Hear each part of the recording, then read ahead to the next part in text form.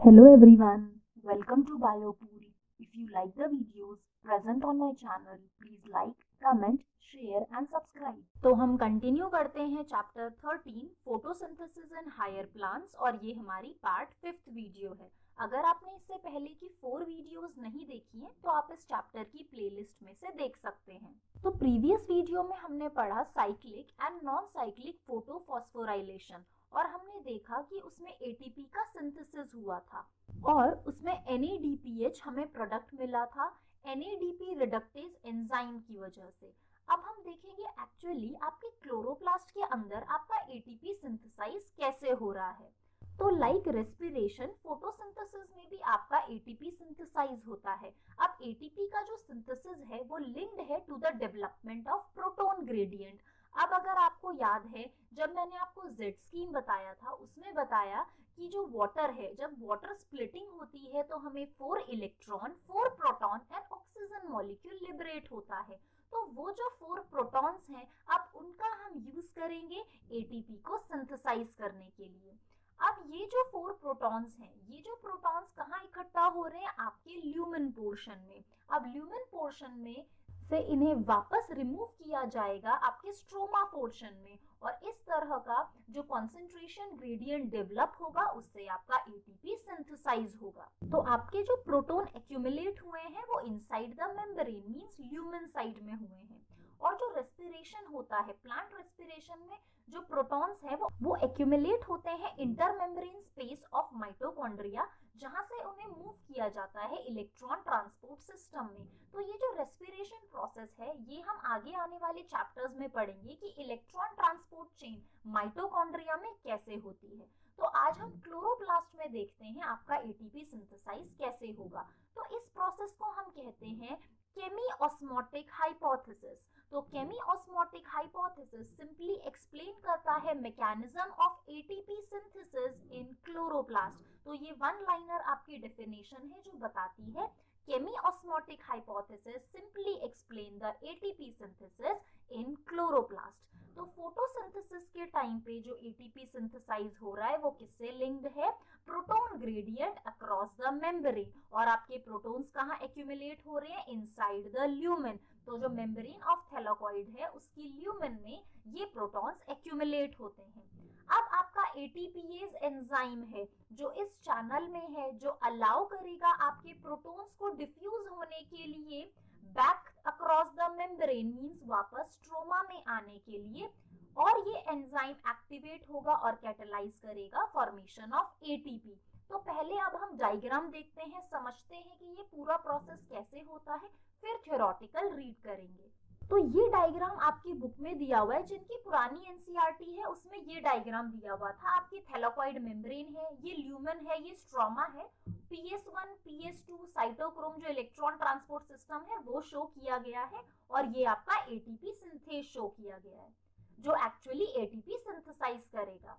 और आपकी जो नई एनसीईआरटी है उसमें थोड़ा और डिटेल में दिया हुआ है डायग्राम।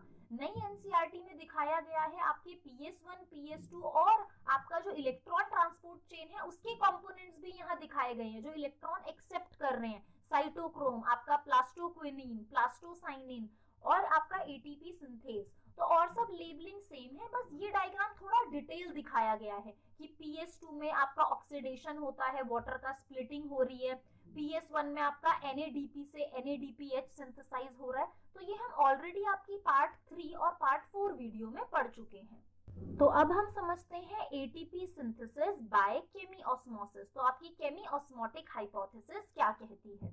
तो हमने सिंपली बताया कि वो एक्सप्लेन करती है कि कैसे आपका एटीपी सिंथेसाइज हो रहा है। तो हम जो पुराने प्रोसेसेस हैं PS1 PS2 और इलेक्ट्रॉन ट्रांसपोर्ट चेन, हम इन सबको पहले ही समझ चुके हैं। तो हमने उसमें देखा था कि आपका एटीपी सिंथेसाइज हो रहा था, आपका NADPH सिंथेसाइज हो रहा था, और ये सभी किसके पार्ट है? आपके लाइट रिएक्शन के पार्ट हैं, क्योंकि ये दोनों जो प्रोसेस हैं ये कैसे स्टिमुलेट होते हैं? आपके लाइट एनर्जी से। स्पेसिफिक वेवलेंथ है 680 नैनोमीटर एंड 700 नैनोमीटर का।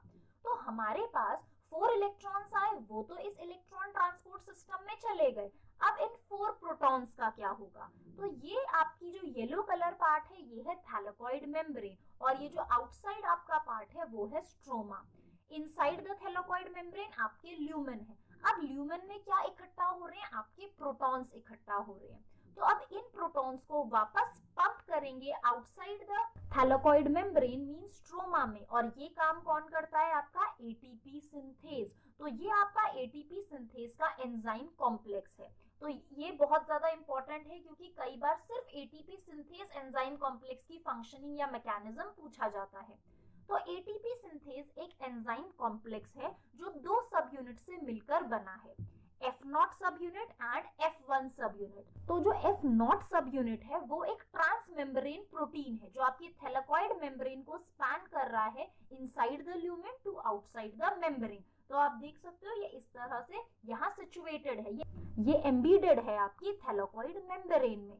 फिर आता है आपका F1 पार्ट एटीपी सिंथेज का। अब F1 पार्ट आप हायर क्लासेस में पढ़ेंगे कि ये फर्दर कुछ सब यूनिट से बना है, अल्फा, बीटा, और यहाँ पे गामा सब यूनिट्स हैं, डेल्टा। तो ये सभी के बारे में हम हायर स्टडीज में पढ़ेंगे। बस आप इतना ध्यान रखें कि ये जो सब यूनिट्स हैं इसमें फर्दर डिवीजन है।